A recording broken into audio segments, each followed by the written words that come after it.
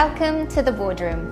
Today you join us for a slightly different episode of the Boardroom for the Ambassador series, as we meet with some of the ambassadors to Malta to learn about the different trade agreements, different economies, and the relationship between a number of different countries and our own. Today I am very pleased to welcome Ambassador Walter Haßmann, who is the German ambassador to Malta. So Ambassador Haßmann, thank you so much for being with us on this special edition of the Boardroom today. And perhaps just to start us off, you can give me some insight into your relationship with Malta, how long you've been here, and your plans, how they've worked out over the past couple of years. Well, thank you very much, Jo. It's a pleasure to be here this morning. I've been here in Malta now for almost 2 years. My relationship with Malta actually goes back 160 years because my great-grandmother was born here in 1860. Wow.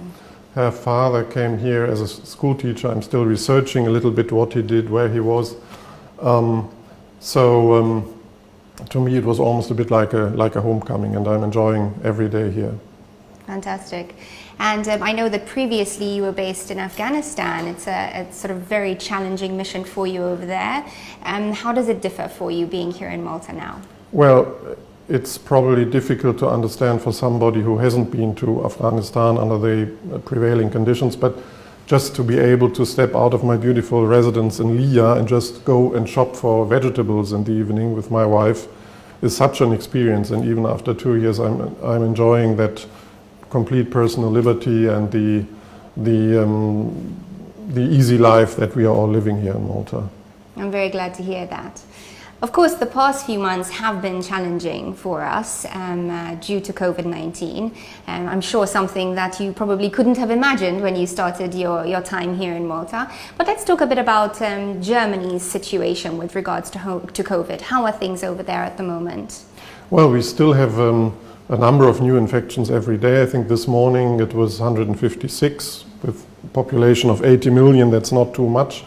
I think there's a lot of parallel between Malta and Germany in the way we dealt with the pandemic. In both countries, due to discipline and to swift action by governments and health institutions, we have averted a potentially much higher infection rate and thereby death toll. So I think there's something we can both be proud of in our countries. But I think we have to be aware that the virus still is with us. So we mustn't let down our guard, and things will not be back to normal, I think, until we have a vaccine and hopefully also a treatment. But of course, all around the world, many experts are working on that. Certainly. And how have you witnessed that COVID has affected us in the European Union, so a little bit wider than Malta and Germany? What would you say are the key things to come out of the virus Europe-wide? Well, we have made these points a major topic of our EU presidency, which we have started 1st of July. We have to increase mechanisms of European solidarity. Quite honestly, in the beginning, there wasn't so much of that. We then turned the whole thing around and we got to a better understanding. But we have to increase European resilience against major, let's call it a disaster or a catastrophe like a pandemic. And we are working very hard on that to ensure communication under crisis conditions. So I think we will see quite a bit of that in the future. So I think COVID-19 was a wake-up call, which is in a way quite good for the EU as a whole and for our cohesion. Excellent. So do you see COVID-19 as having brought the EU closer together, and how important is that closeness going to be going forward? Obviously a number of challenges we're facing as Europe. Do you think that, as you just said, we will be stronger now as a result of COVID, and why is that? I think in the long term we will be stronger, because right now as we speak we are working, number one, on bringing about the new multi-annual financial framework, which is crucial for the EU to be able to function from the 1st of January 2021. But we are also working on the additional recovery program. As you know, President Macron of France and Chancellor Merkel initiated this new principle, how the EU can finance itself and just bring more money to those member states who need it. And so we are talking about enormous amounts of money, but I'm sure we'll get to a workable plan, and still in July. That's what we need.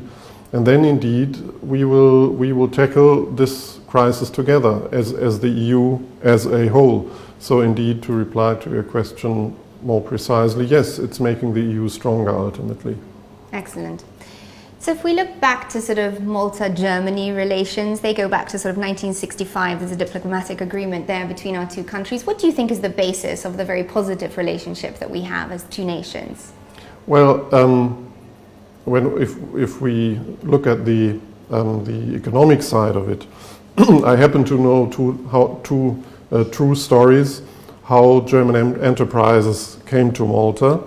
They are both still today family-owned businesses, and in those years, I mean, we are talking 40 years ago, in both cases the patriarch went on a holiday. He had been invited by a person he knew in Malta, and he came back after 2 or 3 weeks and he said, "We'll do Malta." Wow. So this is how they arrived here. How did this happen? Well, as far as I know, in the late 80s, the Maltese government created very favorable conditions, financially, organizationally, for business investment. German companies responded to that. And that involvement went through several stages. The first generation, so to speak, meant that Malta was more or less the extended workbench, just cheap labor, to put it in very simple terms. But this has changed completely. Nowadays, the companies are here because there's a highly dedicated, highly qualified, very disciplined Maltese workforce. So these companies themselves are highly specialized. They produce high quality, very expensive goods. So they are going to stay for the foreseeable future. And, I'm a very conservative person. I know digitalization is very important, but I still like to see a product I can touch with my hands. And there's a lot of that here, so I'm very comfortable and very confident that this economic cooperation will continue. Absolutely, and in fact, that currently that cooperation reaches hundreds of million euro every single year. Is this something we can look forward to hopefully building? What do you think that Germany could look to Malta for in the future? Well, if I may introduce just two figures to show how big this involvement is. German companies are invested in Malta to the tune of 23 billion euros. And our annual trade exchange fluctuates between 900 million and 1 billion euros. So that's quite a lot of money we are talking about. And I think if we are looking for sectors where even an increase might be possible, I think it could be in the digital field, because Malta is really at the forefront here, and this might be quite attractive for German companies in that field. And what sort of skills could Germany possibly look to Malta for? Well, I think they could be in exactly that field: artificial intelligence, digitalization. But again, I think there's also a lot of competency in the more traditional fields of engineering. I think in recent years the problem was there was not enough skilled labor available. Some companies are employing skilled workers from all over the world, exactly because there are not enough Maltese. So this might actually be a limiting factor. I see. And if we look to the future of the German economy specifically, and perhaps some of our viewers are thinking, that's interesting, perhaps it's a good opportunity to bring something to the table that might interest the German side of things. Where is Germany going with its economy at the moment?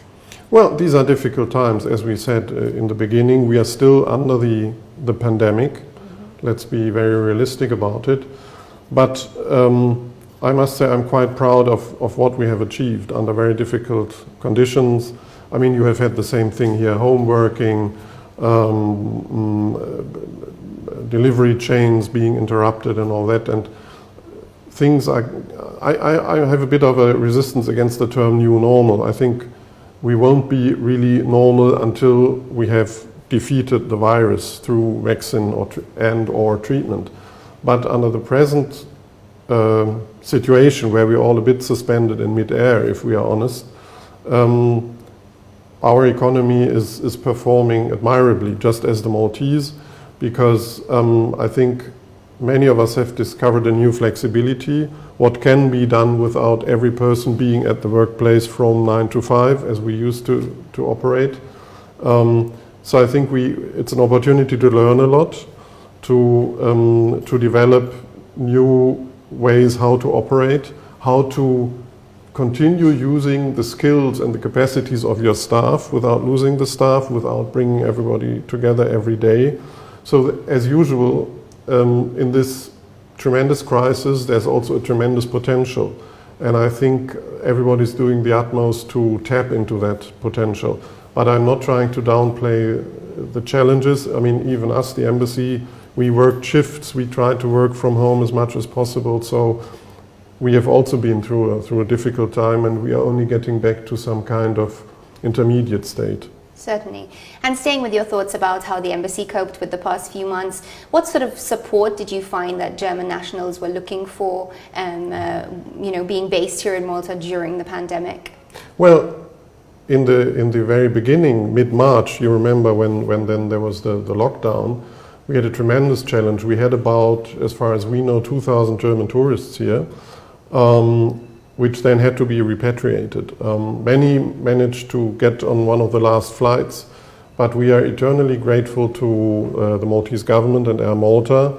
They gave us 8 flights, 8 Air Malta flights, 8 full planes, and all of us together, the Ministry of Foreign and European Affairs, Air Malta, and us at the embassy, we literally worked all around the clock for about 10 days to allocate individuals 2 flights, and you can't imagine the kind of things we experienced. I spent many hours at the airport helping to get people on planes who were very nervous, who were exhausted, who couldn't really believe their luck that they were guests of the Maltese government. So also today I would like to thank again our partners in the Maltese government for making this possible. I think globally we have brought back home more than 200,000 people on special flights. So that was sort of the big bang at the beginning of the crisis. And then I had to go into quarantine. We tried to work digitally as much as we could.